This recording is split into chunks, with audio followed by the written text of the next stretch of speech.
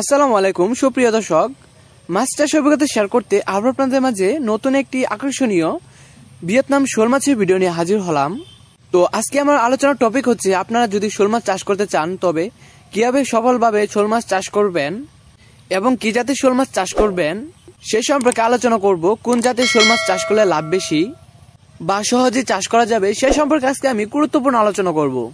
পাশাপাশি একটি শোল মাছের চাষের হিসাব তুলে ধরবো লস ও লাভে। তো ভিডিওটি সবাই শেষ পর্যন্ত দেখুন, আশা করি ভিডিওটি ভালো লাগবে এবং চাষ সম্পর্কে বিস্তারিত জানতে পারবেন। তো শোল মাছ চাষ খুবই লাভবান একটি চাষ।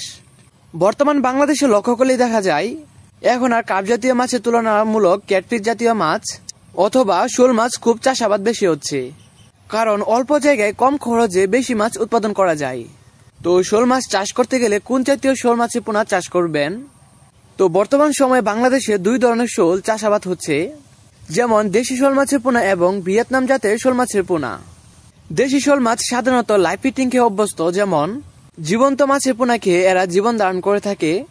এরা জন্মানোর সাথে পূর্বেই মাছের পোনা প্লানকটন, পুকুরে থাকা অবাঞ্ছিত কানপোনা জাতীয় মাছের পোনা এ ধরনের মাছ এরা খেয়ে জীবন ধারণ করে থাকে, যার ফলে এই মাছগুলো চাষ করা খুবই কঠিন হয়ে দাঁড়ায়। অন্যদিকে ভিয়েতনাম জাতের শোল মাছগুলো জন্মসূত্রভাবে এরা ফিড খাবার খেয়ে অভ্যস্ত। তো খুব সহজে আপনি এই মাছগুলো পালতে পারবেন।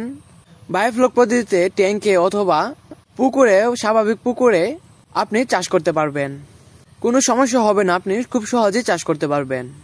তো আমি প্রথমে বলে নিচ্ছিলাম যে আমার ভিডিওতে আজকে আমি শোল মাছের লাভ এবং লসের হিসাব তুলে ধরবো।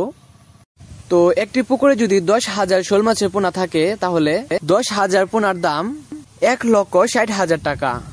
প্রত্যেকটি মাছের পোনার দাম 16 টাকা। তো এই মাছগুলো 7 মাস পালন করা হয়েছে। 7 মাসে মোট খাদ্য খরচ হয়েছে 5 টনের মতো। তো ট্রংওয়ে, বর্তমান সময়ে আমরা ট্রংওয়ে ইউজ করে থাকি। এই ট্রংওয়ে কোম্পানির খাদ্যের মানটা খুব মোটামুটি ভালো আছে, প্রোটিনের মান অনেক ভালো। তো আপনারা চাইলে এই ট্রংওয়ে কোম্পানির খাদ্য ব্যবহার করতে পারেন। তো 5 টন খাদ্যের দাম আমরা প্রতি অর্ডারে নিয়েছিলাম, যেহেতু অর্ডার নিয়েছি অনেকগুলো খাদ্য সেহেতু রেট একটু কম পাইছি। তো 50,000 টাকা টন আমরা খাদ্য নিচ্ছি। তো 5 টন টোটাল খরচ আছে আপনার 2.5 লক্ষ টাকা। 7 মাস পাশাপাশি মোট খরচ হয়েছে, মাছের চাষাবাদে খরচ হয়েছে তো 2.5 লক্ষ টাকার মাছ এবং প্লাস 1,60,000 টাকা, টোটাল হচ্ছে 4,10,000 টাকা। তো আরো ভ্যারাইটিস খরচ হয়েছে, মাছের মেডিসিন প্লাস শ্রমিকের খরচ হয়েছে, পাশাপাশি সব ধরনের খরচ মিলিয়ে মোটামুটি 5 লক্ষ টাকার মতো খরচ হয়েছে।